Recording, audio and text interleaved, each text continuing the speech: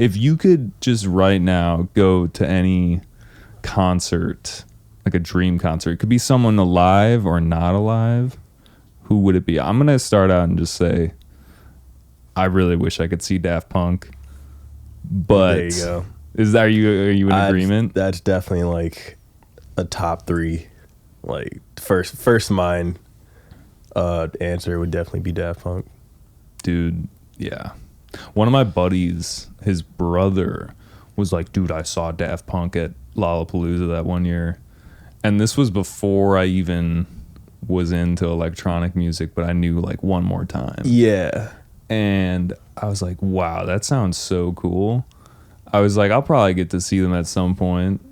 No. If only, man. I remember I was talking to Zavi, and he was recently out in France, and he was like telling me about just some people he was talking to and how they like casually were just dropping, and that they like saw Madeon and like Daft Punk just in like just these what's it called, just like not even festival style, but just underground shows and vibes, and they're just like, oh yeah, we like, and he's just like fuming, like, you guys are so, he's so jealous. I'm like, dude, so that sick. sounds, and it's crazy. I'm like, sometimes I wish. Sometimes you don't realize that you just saw like a legendary concert. Yeah.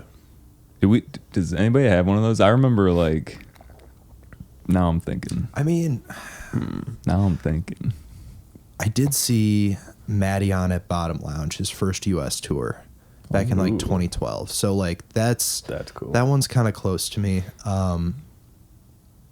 Legendary though, I'm not sure. I saw Jack U at Spring Awakening, and that was Yeah. pretty cool because like I don't know if that'll ever happen again. Real. That's true. But like it was horrendously crowded in there. I've never seen that shit that packed. Yeah. Like it was hard to get in. And they had the pyro going too at like fucking like 2 p.m. It was hot as shit. And I remember that. Were you there? Yeah. Dude, yeah. Yeah, that was fun. That was pretty cool. They could do a Jack U2 album. I'd be here for it. They could. Skrillex did just say he's got some more albums on the way. How is that possible, dude? How many albums I don't know. can you have? Doesn't he have like 5 albums potentially in the chamber? Or like Would not be 2? surprised. Yeah. I mean, if you literally get to work on music all day with like the coolest music people, Yeah. fuck yeah, Everyone let's wants to go. work with you. You're definitely just getting stuff done. Have we ever? I was thinking about this the other day. Fred again, just like how fucking happy he is at every concert. He's literally living the best life. Yeah. He's living like every DJ's like best life. You know what I mean? Like it's crazy the come up. I feel like those like B3Bs aren't going to happen very much. That's either. definitely going to be a legendary run once that stops. Yeah, because like for like Skrillex is at Movement coming up, and Fred again's at Lala, but like it's probably not the 3 of them. That might just be special pop up things where like if you're there and you're lucky enough, like yeah. Yeah, that was a pretty legendary thing. Did you guys watch like the Coachella shit? Okay, when did the country rhythm, like how did that percolate? Like how did that come to be? The first time I remember seeing it was at the New York show before the Madison Square Garden thing. Yeah. Oh, like out in Times Square? Yeah. That was the first like time I remember seeing it, but he could have been doing it before then, and it just became like his thing. It's so funny. It's dude. great every time because it's so just abrasive, just straight into it. It's so funny. I like how it's just like a building lore. Mm-hmm. Like the back. What did you call it? B to 3. B3B. Yeah. B3B. Like you got like Fred again that they just like walks around sometimes and it's just like. Yeah, like he's just like hyped. And then you got Skrillex, he's like kind of serious, also having fun, but just kind of like, you know, like he knows that he's putting this shit together. And then you got Fortet just like kind of like looking around, just like, I'm gonna fuck him up now. Yeah, I'm gonna fuck him. And it's up. funny because I would expect like Kieran Fortet to be like the serious one out of any of them. Yeah, he's like the most. Just he's out the there. trolley. Yeah, he's the most trolley. And he was like out here sometime either earlier this year or last year, like for a solo gig. And then like I was like, oh, Forte's here. I definitely want to go. And I couldn't make it for whatever reason. And then like a couple months after, I see he's like doing all this stuff with Fred again and Skrillex. I'm like, wild. I wish I'd have saw that. Yeah. I did think of an answer for like a not necessarily a legendary show, but like a rare show that you're probably not gonna see anymore. I saw the last Destroyed live set. Oh, Remember Destroyed with yeah, with the fucking like literally the drummer, Excision, Space Laces, KJ Saka. Yeah, he's like in a Predator costume. They all are. What? And they got like the little X MIDI controller Guitar Hero thing. Damn. Yeah. Was that? Yeah, sorry. No, not at all. I was gonna say I saw them at Spring, but I didn't know like when they stopped. Like, I mean, I've seen them. I saw them twice, and I think the last time they were, the last set I heard of them doing was at Lost Lands. Oh shit! And that was the year. That was the first year, and that was also the year the volcano caught on fire. The volcano? So they had Lost Lands like a whole prehistoric vibe, and they had two volcanoes on either side that were like shooting pyro. And during Destroyed set, they like started, and the volcano shot fire, and the left volcano didn't stop shooting fire. And then we were looking, and it was just on fire. And so they had like stopped the show and like get it fixed. They're like, hold on. Yeah, and that like spawned a bunch of like Lost Lands lore that's carried on to the next few years. But it was a good time. It was definitely one of those like you had to be there moments. But I don't know of Destroyed like getting back together playing a thing since then. Yeah, I remember that. That was like a little brief. They still only have the one album too, right? Yeah. I feel like still fuck with it. I still have all of it. Dude, the collaboration albums are just like so cool because they are a time capsule like exactly. I mean, like Dog Blood, for example. Yeah. That they've come back together and done stuff. Like they released another album in like 2020 or something, or like a few song thing. But I mean, I don't know. I feel like it's always just cool to see that. Yeah. Yeah. Another thing that just randomly popped in my mind. Have you seen those like, it must be somewhere in like India or like Indonesia or something like that. But it's like these dudes on a boat and they just have like these stacks of speakers. You haven't seen this? Whoa, no. Bro, okay, like it's crazy. There's this Instagram page called Stage Crew something, and it's just like the craziest like stage crew shit. And like one of them is that, but then have you ever seen it too where like someone's filming a stage setup and like literally it's so loud it's distorting the lens of the camera? Yeah. And I'm just standing, like I'm just watching this on my phone. I'm like, everyone's gonna be deaf. Like everyone's gonna be fucking deaf. Yeah, those are ridiculous. If anyone listening, like go check out.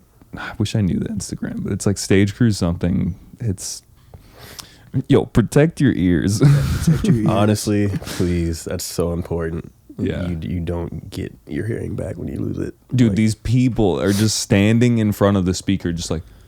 I'm like literally one kick drum out of that shit, you're like gone. One of my favorite clips is this guy with the pashmina right in front of the subs, and he puts his pashmina like a flag across his arms, right? So he's like got it spread out, and it's just his whole head is submerged in the sub, and it's just and the whole flag, it's like it's just waving in all the air. It's wild, dude. My god, legendary, but like or like those. Okay, also those videos where it's like someone's in a car.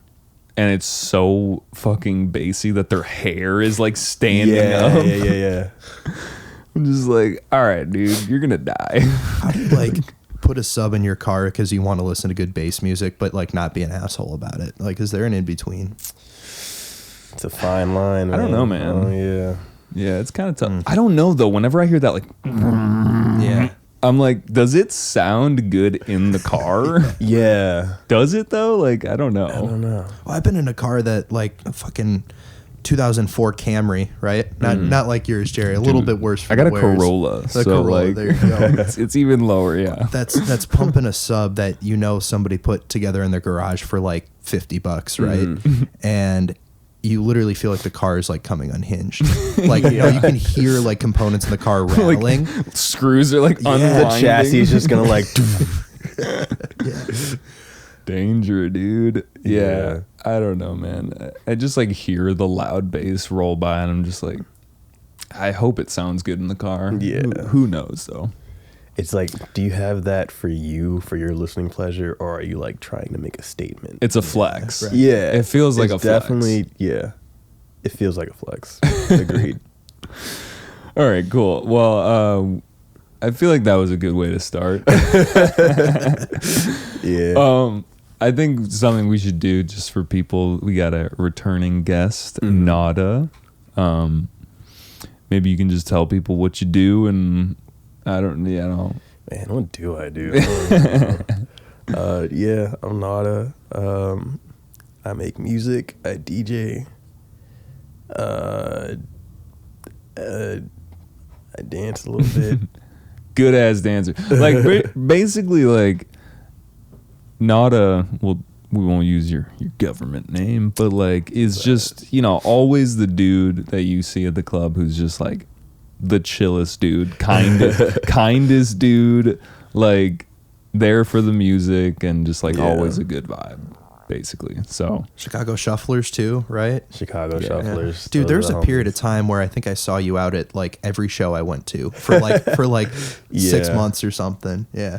I was like, I don't know, like going to shows was definitely my life for like a good amount of years. Like I'd go to work, come home and be like, all right, what's going on? And I would just like go out and just like network, have fun. yeah. If some people invited me out, I was very much like a yes man when it came to shows. Like, you want to come to this? Like, yeah, I'll see you there. And I don't know, it kind of started to feed back into itself when I don't know, if you start meeting enough people in the industry, like invite you out, you start getting perks and like not having to pay for tickets as much, or like, you know, got someone that can get you in. I'm like, all right, if I can just go, I'll just keep going. Yeah. And it just kind of turned into like every weekend I just see what's up or get hit up about something. I'm like, all right, cool. Let's just go out and have fun.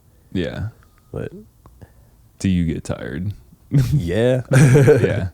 But it was like, I know I'll have, it was weekends. I know I'll have the days to catch up and recuperate, you know. Mm-hmm. Nowadays, I'm still kind of like, that mindset's still there. I still enjoy going out, but it's definitely a lot more for supporting the homies and like networking, things like that. Like there's still people I want to see that I'll go to see every once in a while. Yeah. But a lot of times like, oh, my friend's playing this, and like I know some people that are going to be there that's doing something else, and like just come say what's up. But if I'm not out, I'm at home more kind of head in the computer working on making music than seeing it out as much. So I've kind of shifted more towards the work end of it. Yeah. So not as much dancing? Not as much dancing. Yeah. Every once in a while. I'm not like going out to be like on the dance floor, you know. Weren't you doing like some crazy shit though? Like you got like, weren't you in Vegas or something, or like I don't know. I remember hearing something. I had a friend who was in Vegas who was tight with like the people who book dancers and like performance actors for EDC. Oh. And she was like, yo, you should come out here and like audition. And I was like, yeah, that sounds sick. And I had like my trip planned out and everything. I was gonna fly out there. It was in March, but it was in March 2020, and the like 2 weeks before my flight out, the world shut down. Oh my god, dude! What? Maybe that's like what I was hearing, is that you were supposed to be like doing something like that, and then it got shut down. Yeah, damn. But you know, it is what it is. Yeah, thing kind of perspectives kind of shifted and whatnot. Got like kind of a lot more locked into the music side of things, and like it's been paying off, which is good. I definitely miss dancing every once in a while, but like I'm glad I put more focus into where I'm at now, because it's like it's starting to show some results, which I'm happy for. Hell yeah, dude. Yo, let's rip a track. I kind of want to hear, you know, like a here and now from last time. I mean, obviously I've been hearing your music out. We saw you at Primary the other night. I heard some of the we were ripping some of them before, and I was like, oh yeah, I've heard this out. Sick. But yeah, this man is.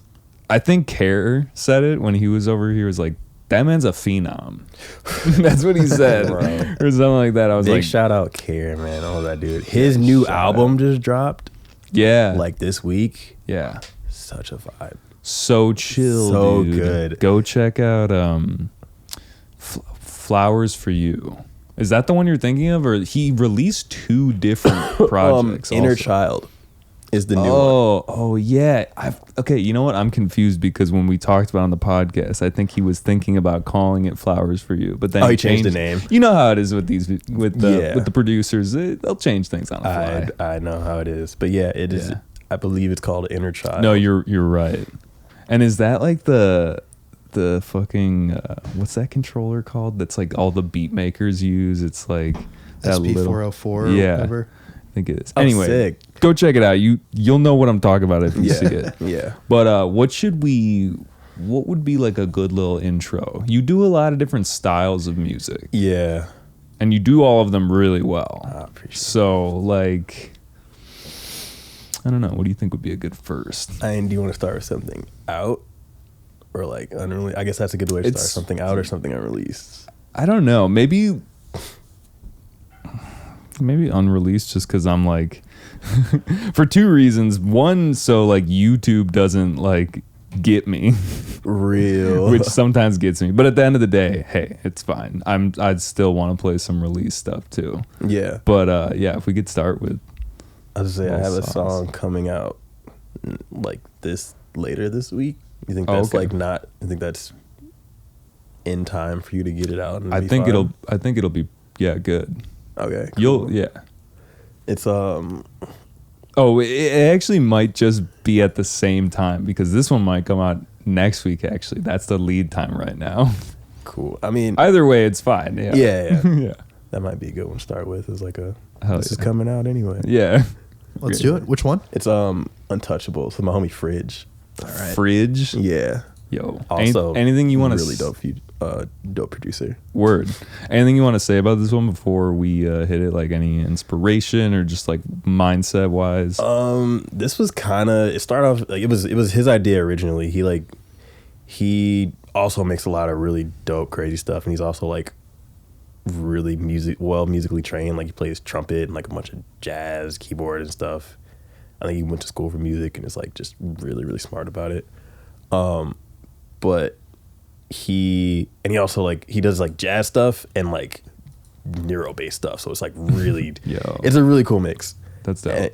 And he like will just put the past couple years he's been releasing like little mixtapes of like unfinished demos, and there was one year where I was like, yo, this is like so sick, and I hit him up like, can I like mess with, like, can I like use one of these? He sent it to me, and I just like, it was just like a drop idea. I just like kind of added like a couple more layers, like cleaned it up, and then added another drop, and then I was like, yo, what do you think of this? Like, yeah, you should finish it. And so I like wrote some lyrics to it.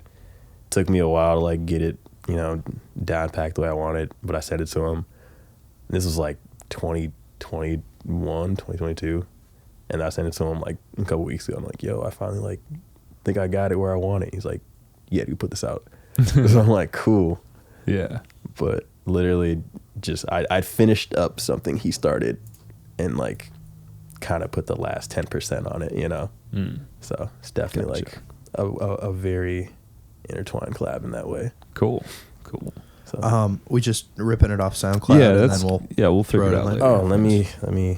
I totally forgot. Oh, you're good. It's no worry. We can just rip it and then we'll get the audio through here. Yeah, right? I support ripping my tracks, dude. I don't care. Well, maybe I'll just get the real version or whatever from you, WAV file or something. No, that's cool. I'm like never gonna be a stickler about people taking music, because I take music. Yeah, like it's playing your. That's how I feel too. Yeah, if someone like told me they like downloaded my track, I'd be like, cool. I don't care how or like what method like you wanted my music. That is really exciting. Yeah, I got that like System of a Down mentality where it's like steal this album. Yeah, like that's I'm cool. I'm all for it, to be honest. Yeah. It's not like, But follow me on Spotify. yeah, exactly. Like if you show support in any other way, you know, come say what's up with the show, like share it around, someone else will buy it. Like I don't care. Yeah. It's all appreciated. If you played it and then talk trash about it, I might have a problem. But what, you know what? What was that? Like, right, no. right. Yeah.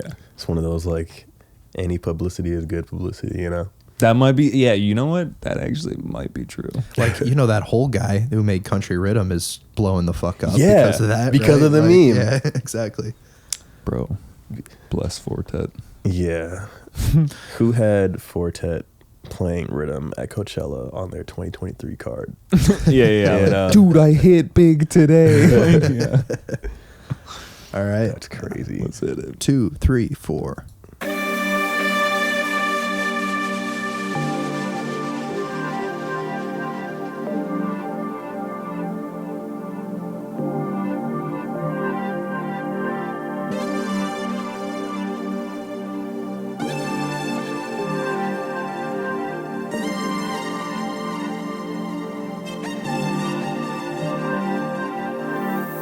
They say the last shall become first, and if you did bad, bet I've done worse. But when I met you, I could tell you've never felt real love before. This time you're never going under. I promise I can do wonders. And if you make me feel good, I'll make you feel untouchable.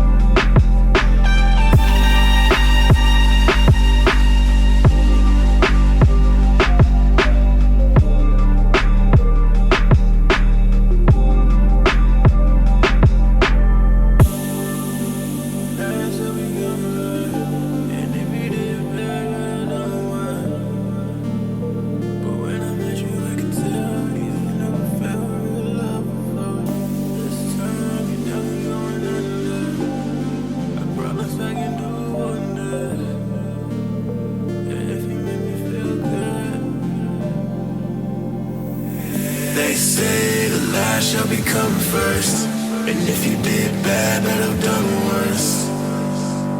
But when I met you, I could tell you've never felt real love before. This time you're never going under. I promise I can do wonders. And if you make me feel good, I'll make you feel untouchable.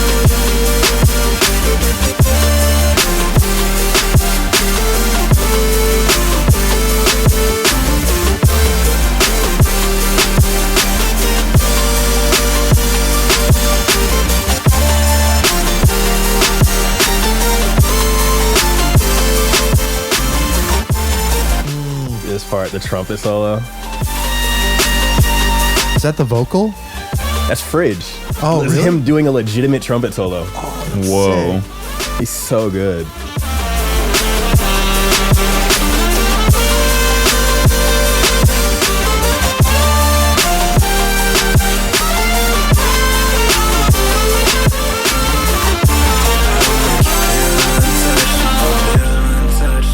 Yeah, that trumpet solo is Dude, that's catchy. You as could tell, fuck, man. like, it wasn't just like someone being like, oh, I'm in the right key and I'm just going to hit all these different notes. Like, he knew the knows. parts to accentuate. like you he know? made the synth line and then did a trumpet solo and harmonized with the synth line he made. And I'm like, dude, this is so good. Dude, that was crazy, man. Yeah, that was really, really good. You know what's a big thing that has changed from the last one that I realized is you started singing on your tracks. Yeah. I don't think you were doing that on the last one. But so like I remember when I was listening to it on the way here, I was like, I think I'm just starting to like figure out, like I think I might start doing vocal stuff. Oh, like, yeah. That's definitely like we've come a way since then. Yeah. So like how did you get into or like what possessed you? You know what I mean? You were just like, it's another instrument, let's go for it. Yeah, it's just another instrument. I used to do a lot of like vocal chops and like auto tuning with stuff that I could find, and then I guess like one of the times I was like, I have all these ideas, but I want them like very specific, and instead of finding them, I just like started trying to make them, and like it was just, you know, me saying things to chop in the vocals, and I was like, I could just start writing. Like it slowly but surely progressed into me like writing phrases and then writing like more than a phrase to like a full chorus, and then I was like, let me just try putting it on a song, seeing how it goes, and just using all the vocal stuff I already knew how to do. It just like kind of came pretty naturally. And I remember there was this really old track that I worked on with Camden and like wrote all the lyrics, but I wasn't. Shout out Cam Stacy. This was back when we were like in our little collective together where we met, and I like had him. I wrote it all out and was like asking him, because he's in the acapella group, so he was like a singer. He was already doing the vocals on stuff I hadn't yet, and I was like, "Would you be down to like sing this for me?" He's like, "Yeah." And he was singing it, and it was like a little bit low for his range. He told me that, and I'm like, "Oh, I didn't know about vocal ranges and things like that." But I realized after the fact, when I started doing my own vocals, that I had wrote it in my vocal range. Yeah.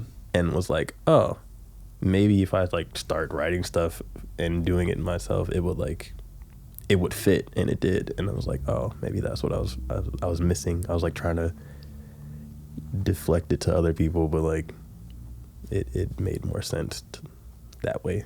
Yeah. No, that's cool. I mean, I think it's so useful to just get on a mic and just like it kind of takes away that barrier to entry with learning a DAW. Like you could just be like, okay, I want it to be exactly here. Like I'm gonna talk it. Gonna do that. Yeah, it's just like so. But then again, getting the pitch and also getting past the fact that it's like your own voice and like being like, oh, I hate, like the podcast, like listening to myself, I'm like, I hate my voice. But then you just get over it. You know what I mean? One day you just get past it and you're like, all right, I can do this now. Yeah. But yeah, thankfully I like already knew enough about vocal editing to where I could like kind of say something and then speed run, making it sound as auto-tune and quick and not like my normal voice as possible, so I don't have to hear it that much. I'm like, all right, now I can work with it. You like produce the fuck out of it. Just real quick, and then I'm like, all right, cool. I don't have to like hear how it sounds straight into the mic. I can like kind of work with it a bit more as an instrument, you know? Yeah.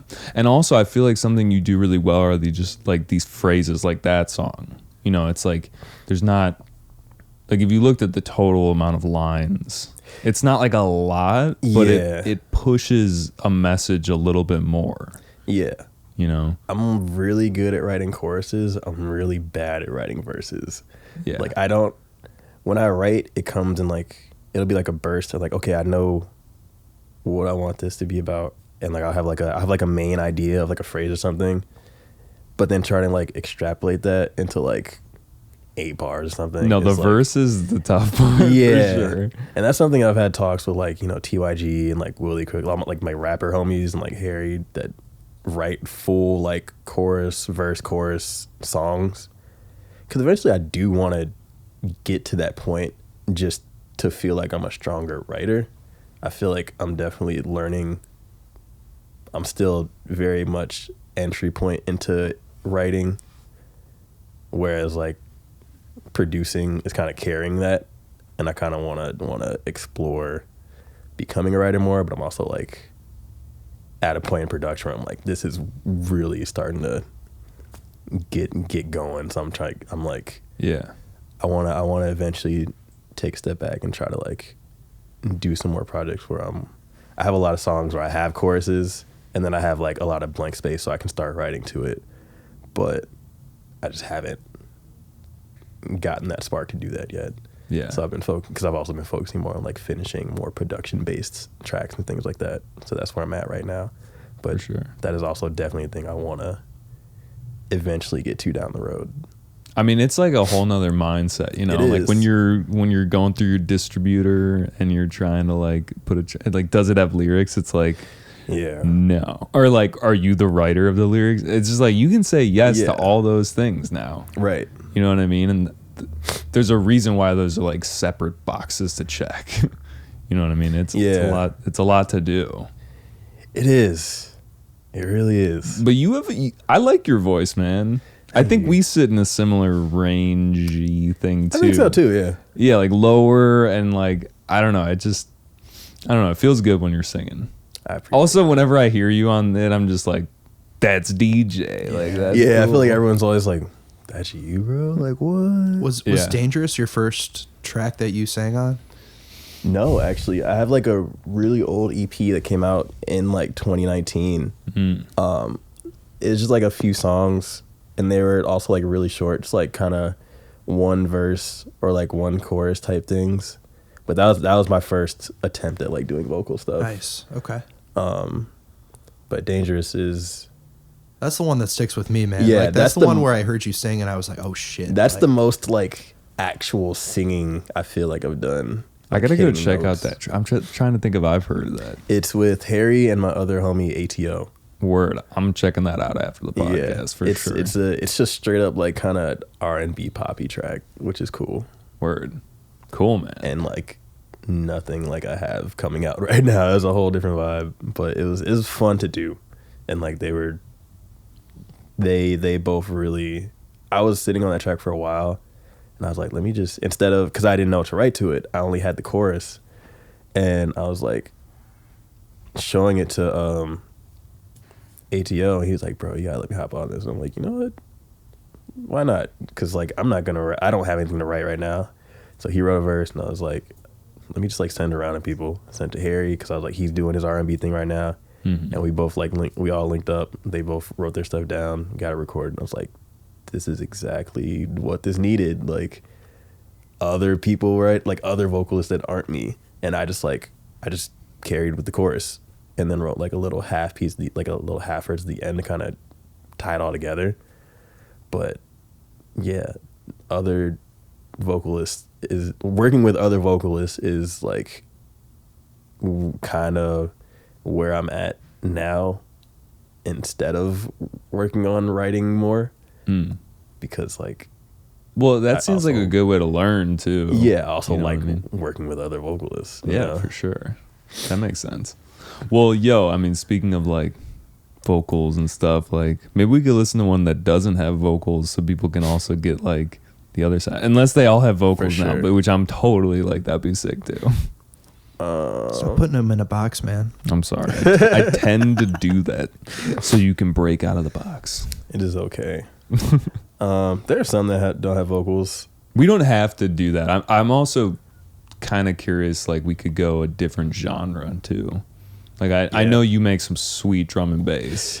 Yeah, that's where the wave is right now. This is so Untouchable is the next one coming out because the last 2 or 3 tracks I've put out have been D&B, so I'm kind of like giving a little switch up, and it's still like almost halftime. It's kind of like still bassy, but then like the next couple releases are also going to be in D&B again. I'm really pushing that right now.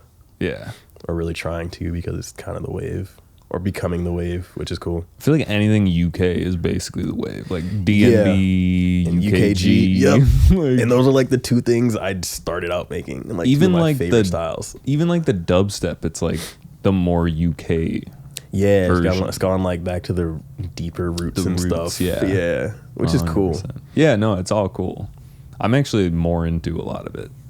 Yeah. That's from the UK, so sorry. Same. Biden, I don't know.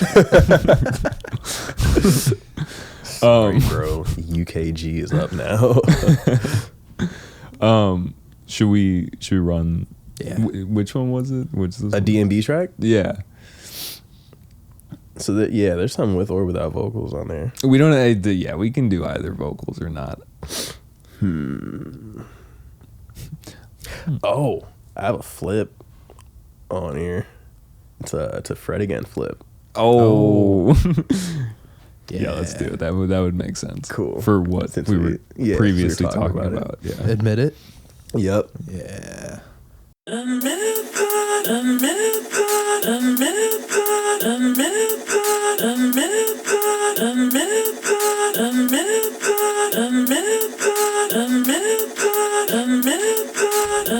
You know it's original? Like, you do listen to Fred Again? What? Do you like listen to Fred Again? Oh, yeah. I mean, I just listened to the Brian Eno Fred Again thing. For real. Which is kind of different. I mean, he does a lot of ambient He does, stuff. yeah. This is like one of his, like the garagey, the UKG vibes. Word. Or like the kind of ravey. I forget what the track that I know is, but it's like the one that like everyone knows. I forget though. Probably like the Hear the rumble. No, right.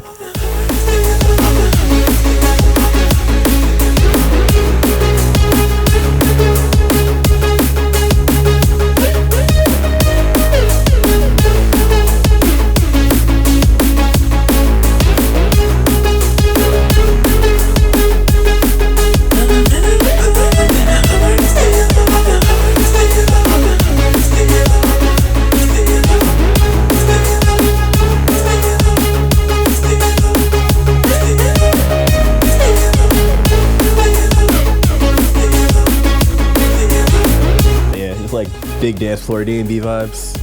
Dude, you know Metric? Yes. That's what I was thinking, dude.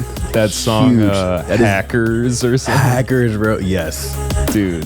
Metric, I'll tell you some stuff about Metric in a second. But Yeah. he's like another one of like big influences, especially with vocal stuff. Word.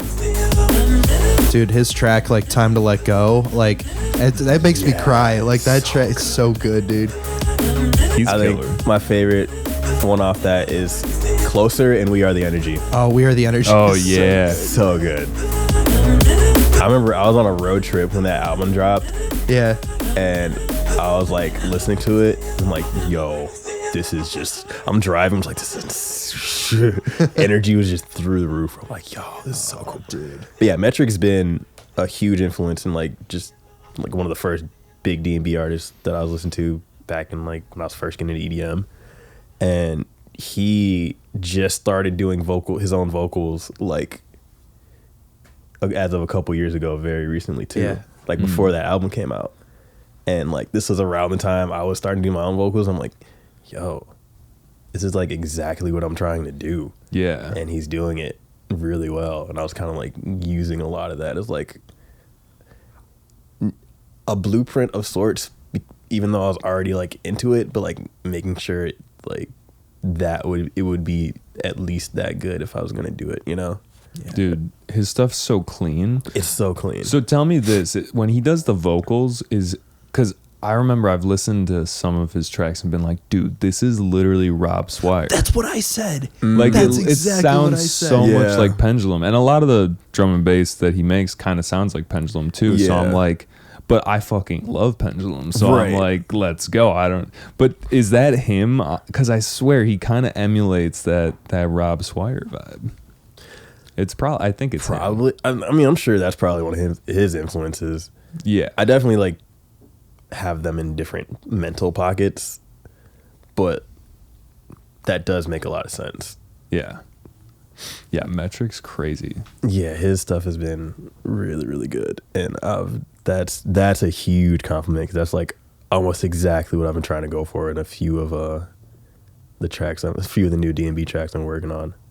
It's Yeah. like, I don't know. There's like definitely the big dance floor names, Metric, all the worship like Subfocus, Culture Shock, to mention those dudes, 1991, and like just that realm because like Netsky. Netsky. Yeah.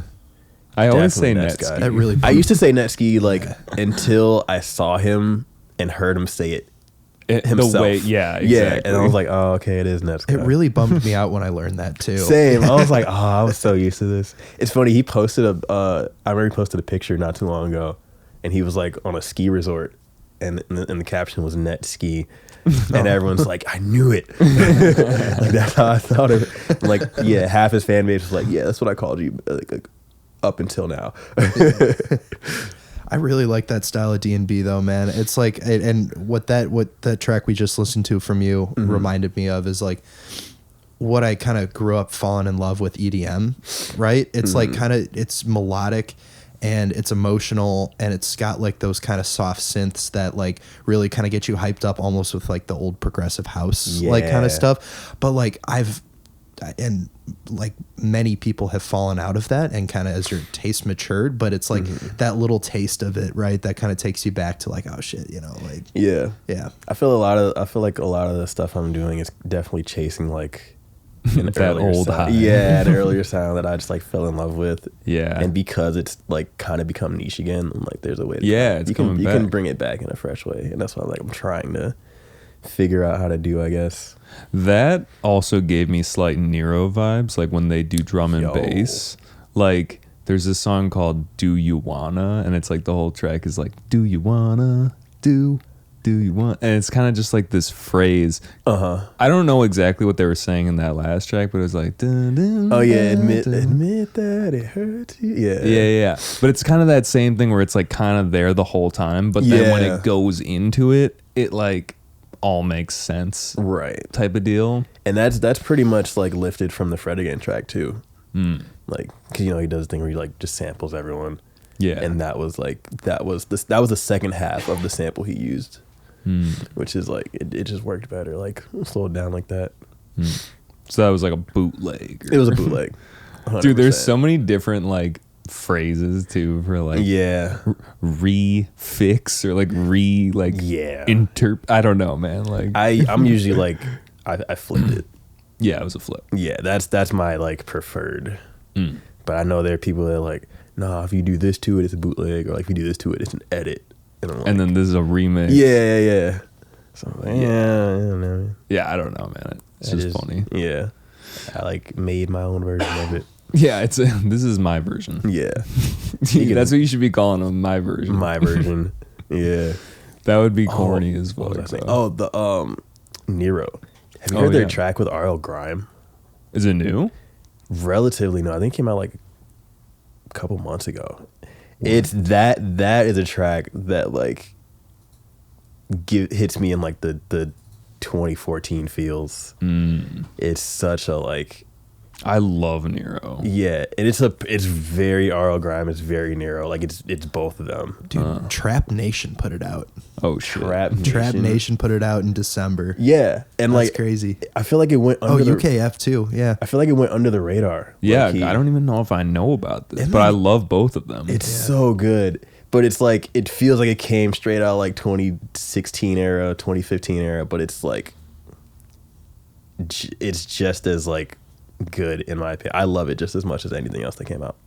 Yeah, you know, I feel like it would be cool to figure out a way that we could play other tracks like that on the podcast, but I don't think we can. Right now. That just reminded me of that. But we should definitely pull up like afterwards. Yeah, after. Go check it out because we're gonna go check it out. Subscribe to the Patreon if you want to hear us listen to a song. Yeah, maybe one day we'll do that. That might be the move. Hey, but dude, yeah, fucking Nero, man. Oh, you know what? It just reminded me. This is such a tangent, but I'll just say it. There's an RL Grime edit of "In Your Head" by G Jones. Yes, that Do you one. know what I'm talking about? Again, like so can't good. listen to it right now, but like check it out. It's like just that much hyphier. It's you know what I mean? It's such a subtle remix. Yeah.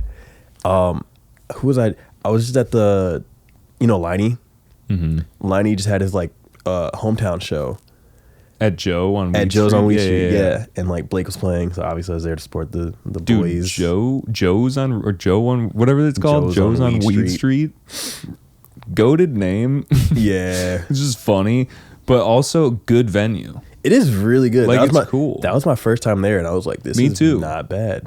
Yeah. Okay, so you remember when Stooky Sound, Jalacy dropped it? Oh yeah, I left like briefly after Stookie went on. So real. Yeah. I was there for like a good 20 minutes in his set, Okay. and he was doing a bunch of crazy mashups, and I forgot what song he was playing, but he like let it build up and then just like mashed it, dropped straight into the RL grind edit of In Your Head, and I was like, whoa. Yeah. Was not ready for that. It was really good. I still have like certain songs like that I'm get geeked for. Like I remember at that show, I think his name was Fly. Yeah. That guy had a dope. good set. Yeah. He was the one person I hadn't like, I've heard of him, but I didn't like know his music that well. Mm-hmm. And so he's like he was the one person I didn't really know. But after his set, I was like, yo, it's good. It was smacking. Yeah. He played Drugs Drugs by Carmack, Mr. Carmack. Mm-hmm.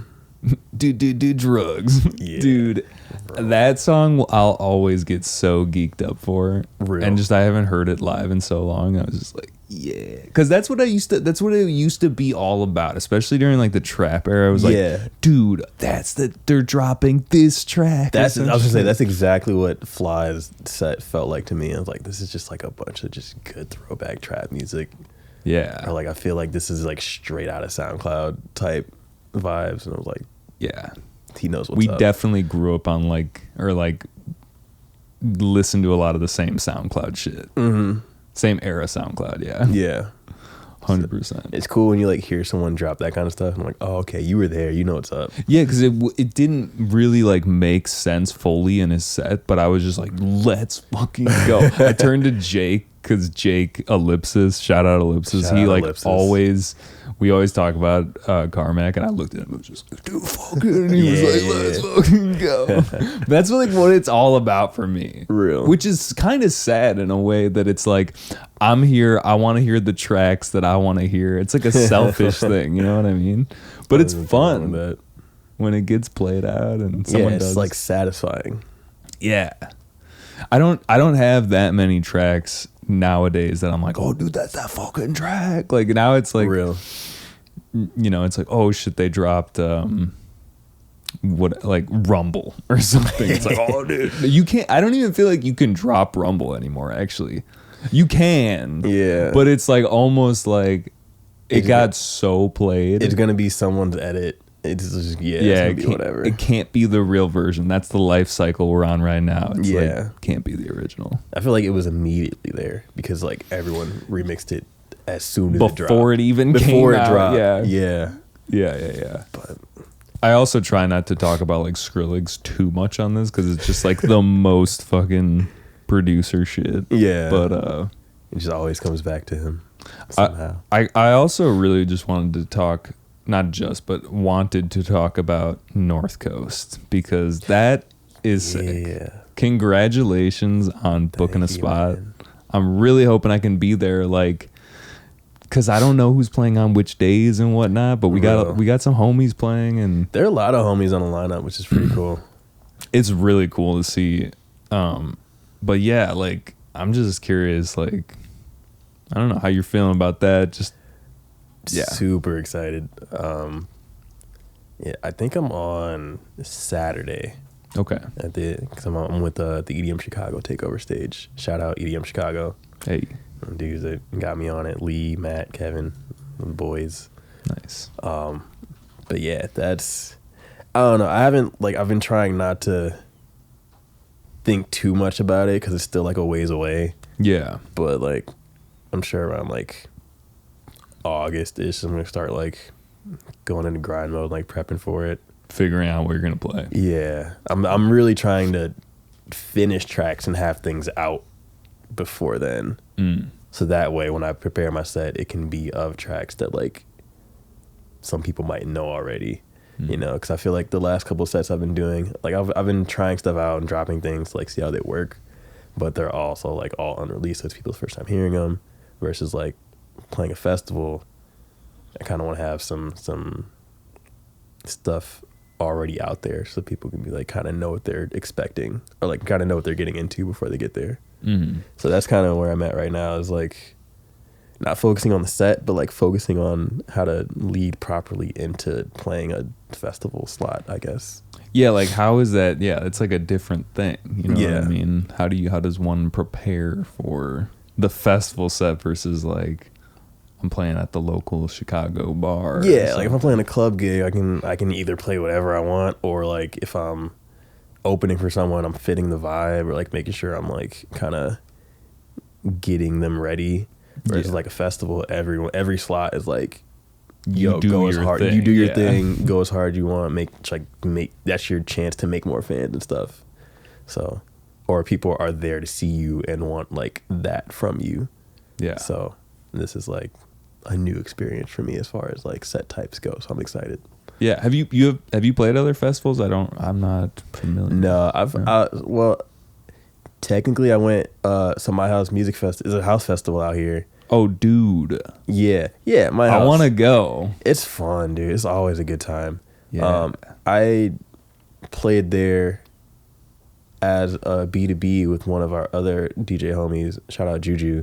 Oh, you know Juju? Yeah, Juju's like big bro, man. I caught him. Sorry, not to go off. This is your podcast, man. But I caught him at a Spy Bar for the first time. Didn't know who he was, and I just saw him on the ticket after the show ended. He put down like a proper house set. He's so good, like dude. Proper, like not fucking around, none of this new tech house shit. I mean, proper. he's shit. Like none of this shit down. He's about it, man. And I remember he plays my house. He knows the dude that throws my house, so he's like in with them, and he plays like I think he's playing again this year. I'm sure he is, but it was like a Chicago Shufflers branded set that year. Oh, and so he like let me like B2B with him. So it was like Juju B2B Naughta for like Chicago Shuffler. It was just Chicago Shuffler set. Yeah. So we B2B'd, and honestly, like I learned. I had like a learning moment going B2B with him, because the way he DJs is so like rooted. Like you can tell he came from like proper Chicago house upbringing, because I remember we were like, all right, we'll just do two songs back to back. And so I would like I started off, played my track. It was like some I don't even remember, but like just some house, Chicago house, or like some Dombresky or like Chami, just some easy stuff to like get going, and like let it drop. Went to the next one, like a minute in, let it drop, and I'm like, all right, go for it. And this man comes on, and like loops like one of the outros of my tracks, and just starts bringing his track in, and just lets it go for like 4 or 5 minutes, just like bringing it in, letting it go. And he's got like the extended mix of like all his tracks are like 7, 8, 9 minutes long. And he's just like letting it ride out. And I'm like, yo, this is legit. And I realized, and then I got back on, I'm like in and out. Yep. And I'm realizing like I'm so used to DJing like EDM and like dubstep and like tracks. Trap stuff where it's like, people just want the drop, and like you play it and you just keep the energy going by like switching up, like firing off tracks to like get as much as you can out, versus like legit like OG Chicago house, like they'll let a track ride 10 minutes because it's like the groove, and it just goes. And like even though I was playing house music that like had groove and stuff, it was like not an extended mix, or like it was just maybe 3 minutes at most, 3-4 minutes at most. So like the whole B2B was like me every like 3 or 4 minutes, and then every like 10-15 minutes. And I was like, it was still really fun. I had a great time, and like I'm thankful for like that experience. But it kind of opened my eyes to like, yo, if you're like DJing different styles, definitely warrants like different methods of mixing and like different ways of curation, and like knowing how an audience reacts to like either fast-paced mixing or like really drawn out, like letting them kind of sit in it and live in that moment for a while. And did you have like a moment to look at the audience and just kind of see what they were doing during that time? Yeah. They definitely, I mean, it's a house music festival. Yeah, everyone's just having a good time regardless. They're just happy to be there. Yeah. If the music's going and it's not like bad, like you're good. You're good. We were having a good time. Yeah. But I definitely like remember that experience and being like, if I'm gonna like go B2B with you again or like play with you on a lineup again, I'm like come prepared. And like the next time I was, and it was a lot better. Yeah. Did you cool. kind of like take a piece of what he was doing and like doing longer? Mm-hmm. Yeah. I'm like, all right, I can kind of like, I can let this ride out a bit more. Like, I don't got to worry about downtime or like kind of lulls of energy within the tracks because they just go. Yeah. You know? Yeah. That's and interesting. It's just like the difference between, it's arrangement, you know? I like that, man, though. Like our last guest was talking about how one of his most like impactful concerts he went to was, I forget what the dude's name was, but like he just let it build for like 30 minutes of just like not dropping shit. Yeah. And then by the point that it was the chorus or whatever, like the main groove, everyone's like so fucking ready for it, you know? Yeah, and personally, like, I love that. When I listen to music, I love listening to, like, extended, like, really drawn out. Like, I love being able to just, like, sit, like, live in a groove for a little bit. And just me too. Yeah. Yeah. And, like... I think it helps my ADD. it's just a really good... It's a really good thing to just be in it. And, like, obviously, I love both sides of it. But I feel like when I'm DJing... I'm like, I don't know if people enjoy that the same way I do. So I'm like, I wanna keep giving people new things to like, just in case they didn't like that last one, I like going to this next one. If they didn't like that, I'll go into this next one. Or like if they're in this, if they're vibing with this one, I'm gonna like keep it pushing to like keep the energy going or whatnot. Whereas like sometimes I can just be like, all right, I'm gonna just let them enjoy this, or like I'm just gonna enjoy this, you know? Yeah. There are definitely some artists that like I like specifically because they do that. Like I don't know if you know Caliber. Mm-mm. He's like a OG UK drum and bass dude. Oh, like Caliber, but it's like RE. BRE. Yeah. Yeah. One thing I like, I specifically like his music because it's all like 6 to 8 minutes, and it's just like it'll just be loops, but like they're really good loops. Yeah. And like the song progresses very slowly, but like it just evolves, and I'm like, this is so cool. It's so cool. I mean, I love the era where it was just like bangers too. Mm-hmm. Like 3-minute slaps. Yeah. I love that too. And it's like not a drop or like a bill drop. It's just, you get this, and that's it for the whole piece, and you can just enjoy that the entire time. Yeah. I because like for me at least, it's tough to just sit there and listen to bangers. When I work out though, I do love bangers. Yeah, there's definitely like places and spaces for like every type. But that's like weirdly, not making this about me, but it's, I think probably some other people would resonate with this, that like a lot of that music that's like hard and whatever, like quick and dirty, is good for like high energy stuff, or like when you're trying to do that. Yeah, it's a good for like the spike, like that spike in energy, and like giving you the adrenaline to like push and stuff. And like you said, I'm very chill usually, so like I'll listen to that whenever it's on, and like I'm around the environment when that's it, like a lot of the time. And like I listen to my own time just because I like the sound design, like taking things apart and things like that, and I just like that music. But I also just like being in a kind of mellow, just like a space. Being in a space, and like, all right, I'm here. This is like applying to that and like helping create that, and it can just like stay there, and we're good. Yeah. Yeah. I've gotten really, but I feel like this is the thing too, where it's like you get older and you're kind of like, I like this like 20-minute song. Yeah. I mean, but like I've always been like that though, because like I grew up on house music. Right. And so I was kind of just like the indoctrinated. And then when I found out EDM, I was like, when I found out about like dubstep and all the, really just hard trap where it's like, and then you're out, and I'm like, yo, this is crazy. This is crazy. Yeah. And I feel like I'm kind of leveling out to where like, yeah, I have that, but I also still have this. For sure. Yeah, man. It depends. Like I used to start my morning with this song that was like this 20-minute it's this dude named Basic Channel. Mm-hmm.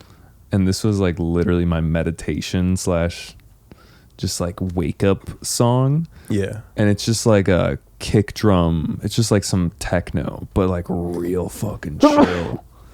And I would listen to that stuff when I would bike to work. Nice. And that would just get me so geared up. By the time I got to work, I was like, kind of like Fortet does, right? Fortet has his morning side and evening side songs that are like 15-20 minutes, and they're just oh, I'm not even familiar. That really sounds cool. out, I would love to. It was the first one I heard from him, and then I'm like, oh shit, he's oh wow, yeah word. That's cool. Just to sum this up, Quest for Fire when you're working out, and then like the Fortet don't 15-minute when you're winding down. The Fortet Burial collab, dude. It's like just 7 minutes of just like boom, Foley. Like I love it though. Let's play another track. Let's do it for sure. What are we thinking? What's the direction? I don't know, Mr. DJ. What should we let's try to do like a well-rounded as in like we've played the first and second track. What would be like another one to just kind of show people maybe a different side? You can do like a kind of future bassy one. Yeah. There's that one that I remember you played at Primary. It's like dun, dun, yeah. Like, it's in there. Is that the one you were thinking of? Actually, yeah. Hell it's yeah. It's a capsule or capsule draft, whatever.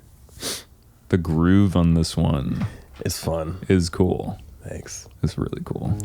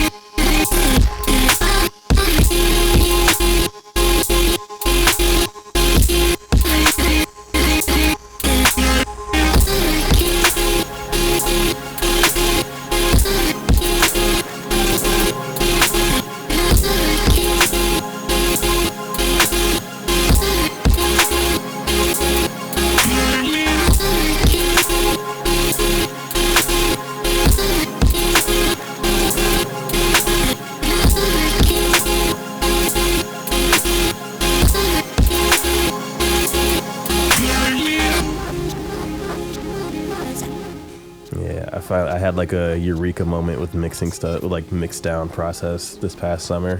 What was that? A lot of it had to do with like clipping drums properly and just like figuring out like what that meant and like how clipping digitally doesn't like mean bad like clipping. Yeah, I remember I saw going like, into the red. Yeah, I saw like a Don't say Mr. Bill. I was well, no. Literally every time we were gonna get there.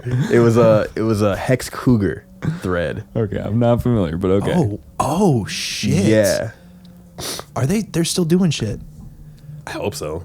Oh my I love god, Hex Cougar. that blows my mind. That was like early for me, man. Yeah. Like 2012, like 2013. Yo. Holy shit, like electro house, like Crazy. yeah. No, anyway, sorry. Is that I found out about We it, like, the unlocked future your core bass. memory. Yeah, right. God. But yeah, I saw a Hex Cougar thread, and then a Mr. Bill tweet. Oh, here we go. It's always like someone just like, yeah, bro, I saw Mr. Bill just do some crazy shit. Okay, Yeah. quick side tangent. I was listening to a Mr. Bill podcast. Have you ever heard that? Yeah. I just like chose a random episode. I was like, oh, I forgot about this. And he was talking to Mimi Page, and he was like, yeah, sorry guys, like I had a ketamine addiction. Like I had to like peace out for a second. I was just like, damn, I checked back in on a weird episode. Crazy. But also, I could totally see Mr. Bill just being like spaced out, making some crazy shit. Anyways, Yeah. huge side tangent. Back to what you were saying. Yeah, it was a Hex Cougar thread, and he was like talking about his drum mix. He was talking about like general mixing, like tips and stuff.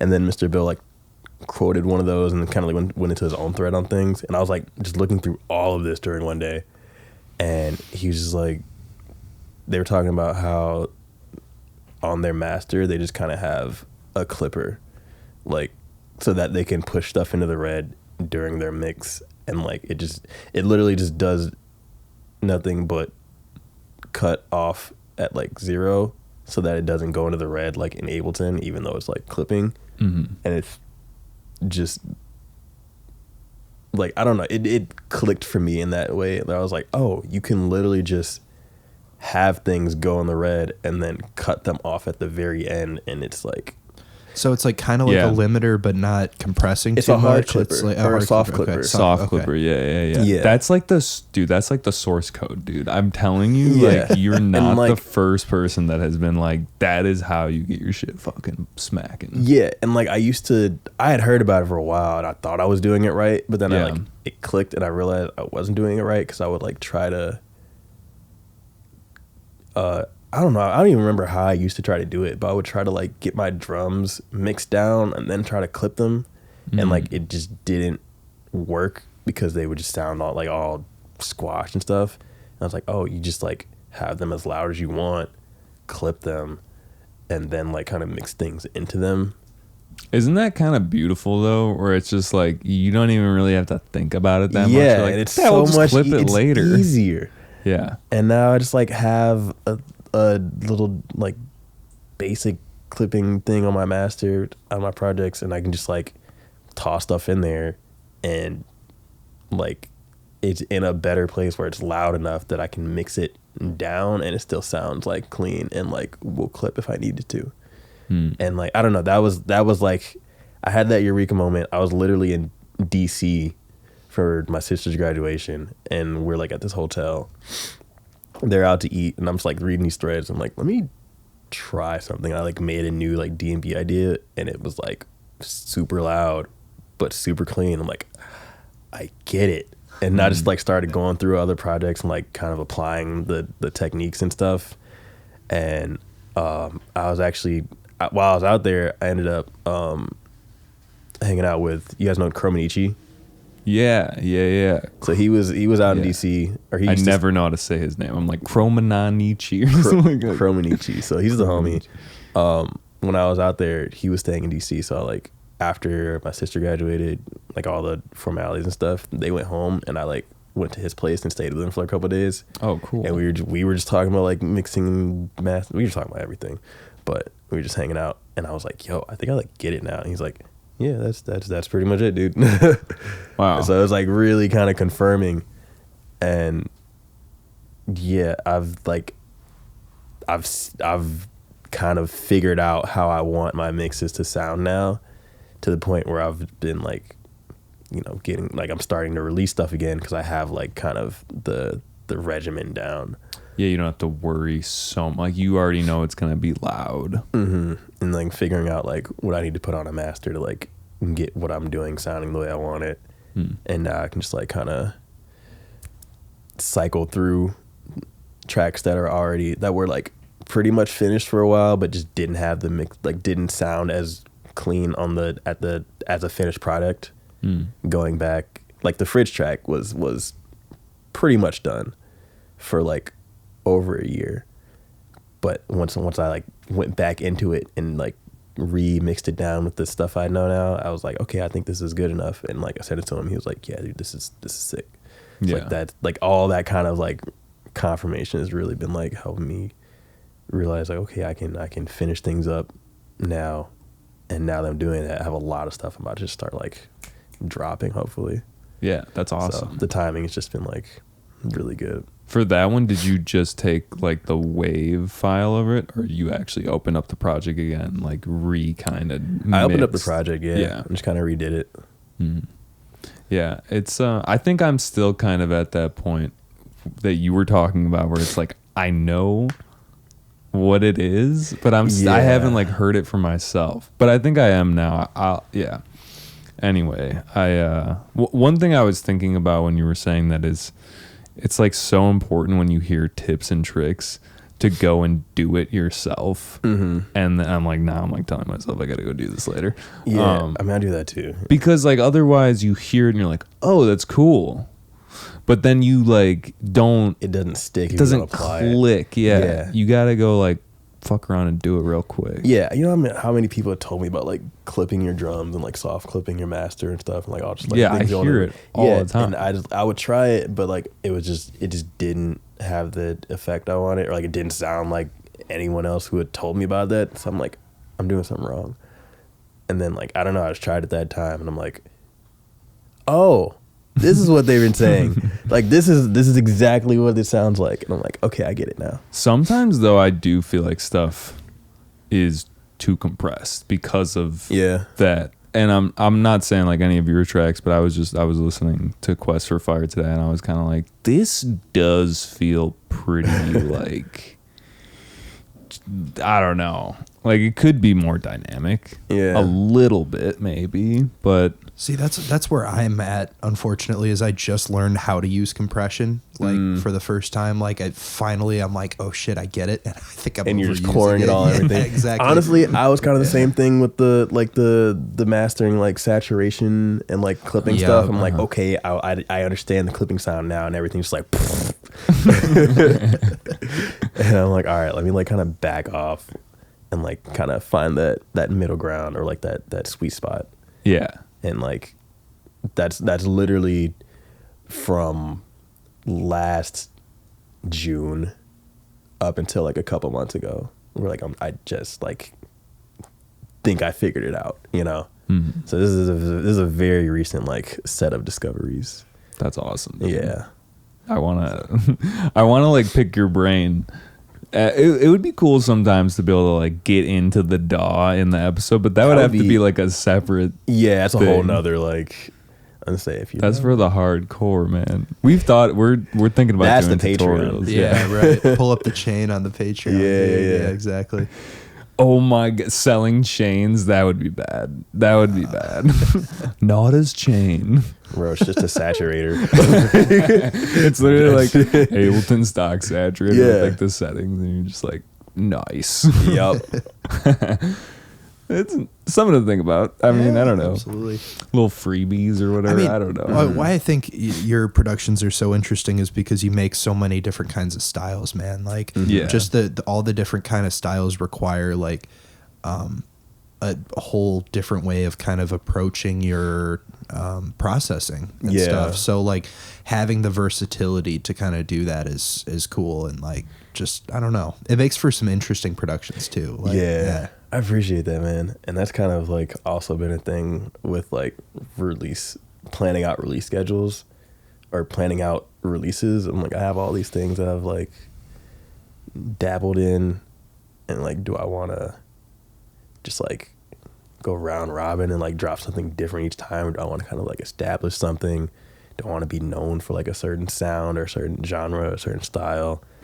And like that's outside of like the technical and mixing things that I felt were like kind of keeping me from releasing. I think that was another like mental thing I have been like trying to figure out too, is like, how do I want that sound of like my artist persona to come across? Like if people were like trying to describe me, like what would they kind of direct people towards? You know, because like there are a lot of the people that I like, you know, consider my influences and that you guys have named, like a handful of them are like Metrics, like mainly D&B, Flux is like mainly dubstep, but like Lido and like I say one that we haven't named as Fox Stevenson. Like very, very versatile, like is known for multiple different styles, but like has a sound. I know him for D&B mostly. Yeah, started out in D&B, but like has dubstep stuff on the Cypher, has like house stuff that's out. His last album, or that last project's kind of like almost indie EDM, like really good. Yeah. And then like another dude that like I study basically is Feed Me. Yeah, dude. Like just does everything so well. Yeah. Well, he started out as Spore, right? Yeah. And that was like mostly drum and bass. And then, you know, Feed Me project got the bass heavy stuff. He's got the electro house. He's got dubstep. The like 110 like electro Vuitton kind of like one click headshot vibes. Yep. He's got the trance vibes. Trance? He does some like pretty he does some pretty like trance, like his older stuff. Oh, that's cool. He's got a new project, relatively new, like he's been working on for a while, but like he's releasing stuff right now. It's called Seventh Stitch. And it's like, I haven't checked in on Feed Me for a minute. I have, mainly because of this project. It's really good. It's like it's his vocal stuff now. Oh.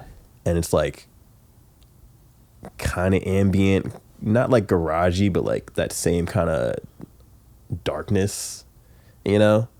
Like very, very ethereal. Like it's really cool. I enjoyed it a lot.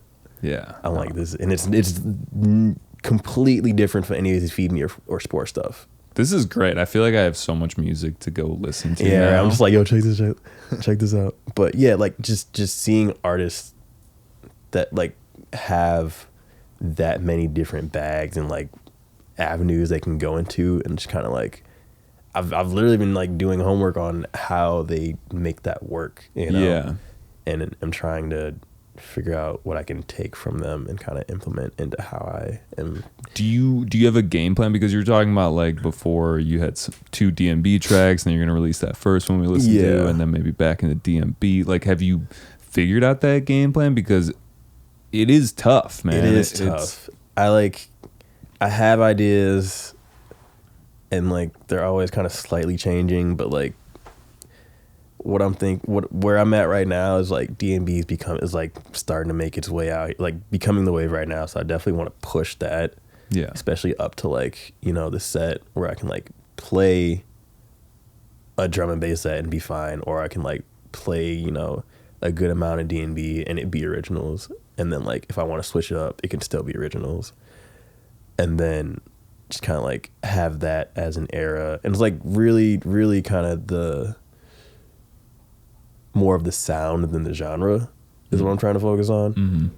And so like the very like, you know, like we were saying that early EDM, like really, really flavorful, heavy melodic sound.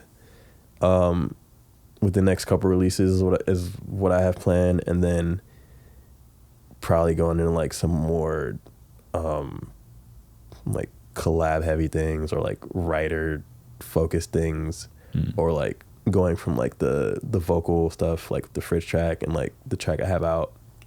We haven't played it yet, but the first one I have out, and then going into like the capsule one where it's like more production based and kind of like kind of dividing them by like different sound palettes versus like different genres.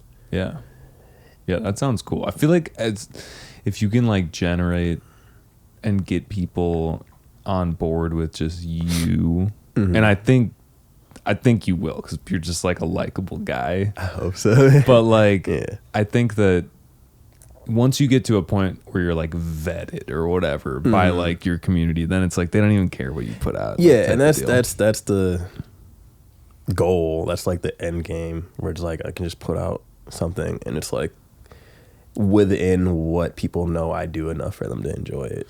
Well, and then it also made me think about like, if you do a lot of the same and you get to be known for that, then it might be hard to break out of it. But if you start out coming at it where you're like, I do a bunch of different styles, then it's like, oh, he's always done that. Yeah.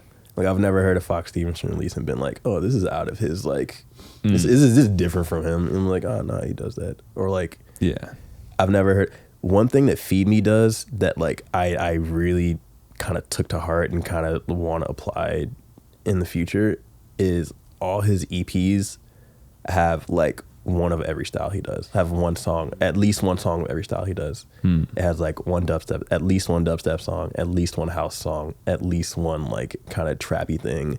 Yeah. And at least one like vocal heavy one with like a feature. And like if you go through his projects, you'll find at least one of those like 3 or 4 ideas.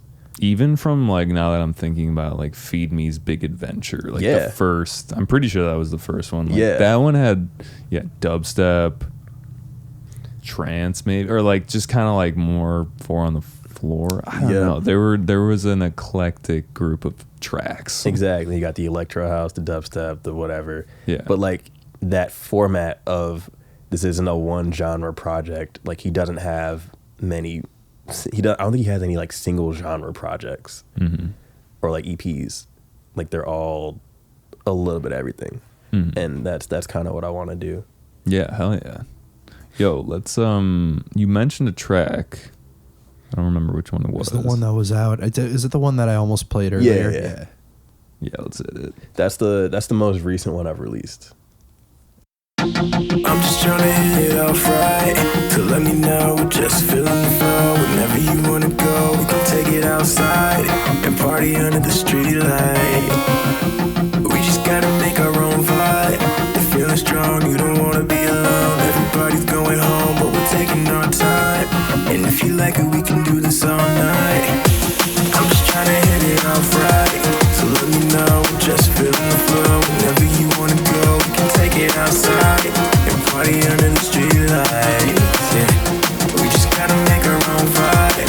We're feeling strong, you don't wanna be alone. Everybody's going home, but we're taking our time. And if you like it, we can do this all night. And if you like it, we can do this all night. And if you like it, we can do this all night. And if you like it, we can do this all night. And if you like it, we can do this all night, all night, all night, all night, all night, all night, all night, all night, all night, all night, all night, all night, all night. And if you like it, we can do this all night.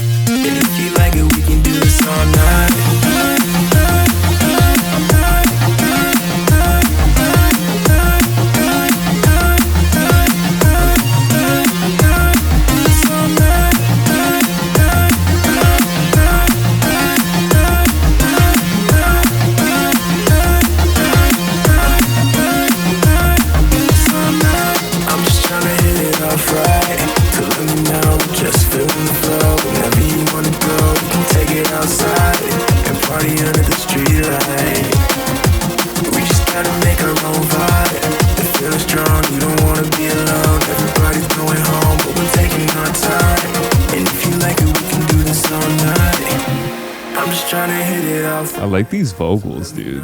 Thank you, man. Honestly, all the harmonies are like a vocoder, I think. Really? Yeah, I was like, I didn't want to do it. You didn't want to do it again? Yeah. And these are like really old vocals, to be honest. So like I Really? wasn't doing layering yet, and it just worked. What do you use for your processing? Are you on Antares or? Nah, Nectar and Isotope Nectar and Melodyne. Nice. Okay. Yeah.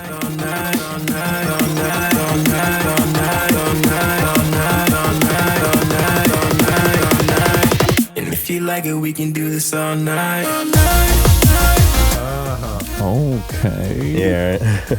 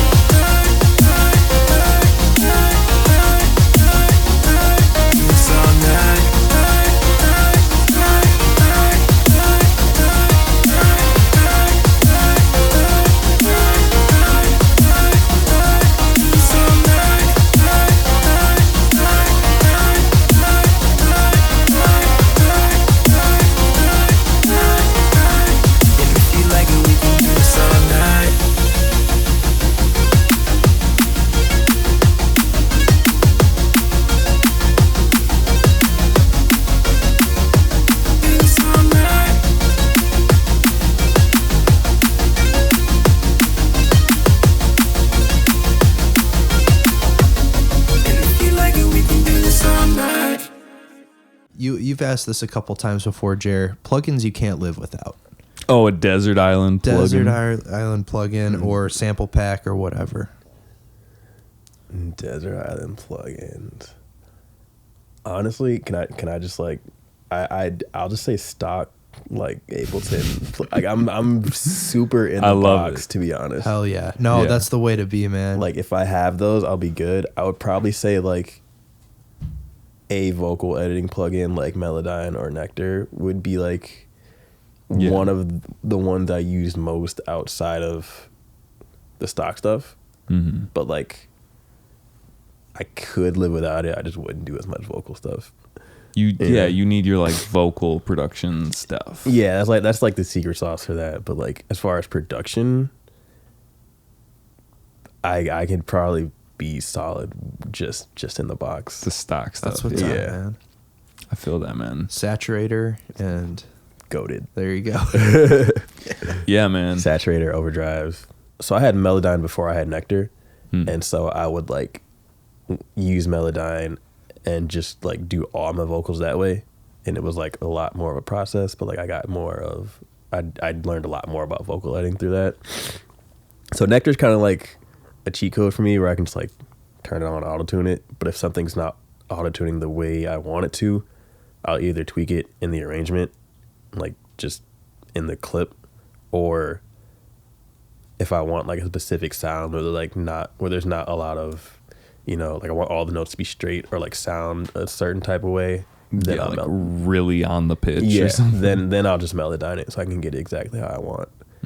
But then like if I want to make like a certain run, I'll like do it in Melodyne and then like put Nectar after it to like make sure it like tracks the same way. It's like another layer of we're gonna get it in that box. Yeah. But that's interesting. But yeah, I like if I'm just tracking some vocals and want to get ideas down, I'll just like put Nectar on it to like get it there quicker. But if I want to do like dirty work, then I'll Melodyne it. So it's just two different processes, I guess. Yeah, man. I actually downloaded this thing the other day that was kind of cool that maybe you'd be interested in. It like tracks the like whatever you feed into it, and it basically like turns it into a different instrument. So do you know what magenta is? It's like a thing. It's like a Max thing.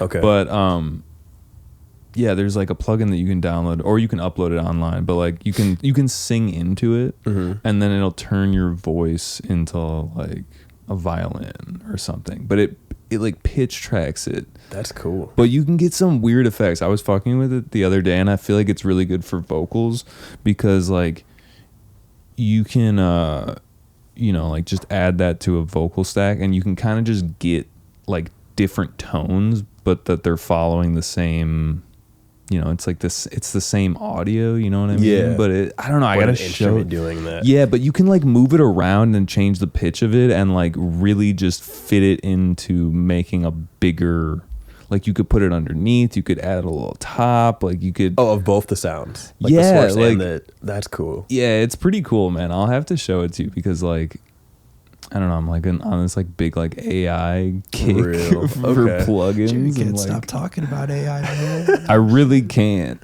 because it's so like every day there's a new tool. It's just like interesting. I've been seeing it. I haven't been like messing with it on my own though, but I'm like it's progressing like so fast. Yeah, it is. There's too much to keep up on. But like some of the tools are actually useful and then some of them are just like this isn't there. Right. But also some of them are like broken in a cool way too, where you're just like, that is not what I expected it to do, but we could definitely sample that or like, true. You know what I mean? There's some stuff out there that's definitely worth it. But yeah. All right, guys. Well, any shout outs to like people right now that are just like, we thank them. Shout out my girlfriend Vina. Hey. Yeah, she's just gonna appreciate that. Who else haven't we? She's also super nice. Every time we're out, like she's there and she's with it, like for the cause. Yeah, of the music. Like she's into the music. You know what I mean? Yeah, I've been like slowly but surely getting her into. She likes D&B now. She was a little techno head when I met her. Really? Yeah, she's like a house techno girl. I was like, yo, check this out. Nice. But yeah, who else? Oh, another huge influence that I didn't mention yet, Camo and Crooked. Dude.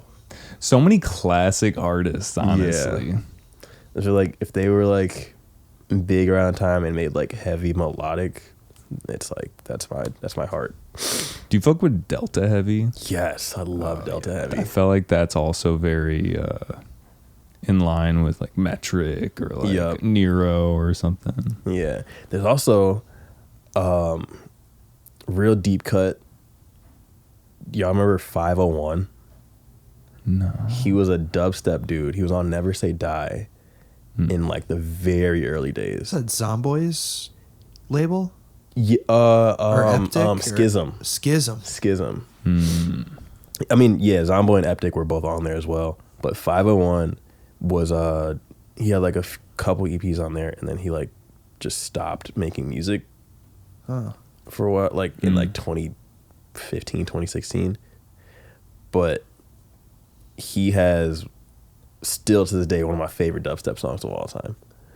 And like that song and like that whole project is like very much what I base a lot of my heavier sound design stuff around, like just trying to capture that. And like obviously everyone else we've mentioned that like has that kind of really just full packed like what's it called, full spectrum sound, you know.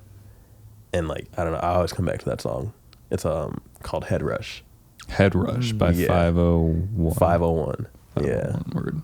This is like a music recommendation episode. Like go check out these. That's like tracks. That's pretty much what I spend my life doing, is just like recommending music to people. Yeah. Either like inadvertently through DJing or like very directly like listening to stuff and being like, yo, you should check this out. Anyway, guys, I don't know how to end this, but we had this is the round 2 of Naughta. Yes. Go check out the first one if you really want a comparison. Yeah, definitely a lot of, I don't know if there's too many parallels, but like there's probably some cool little Easter eggs in there. All right, guys. Peace.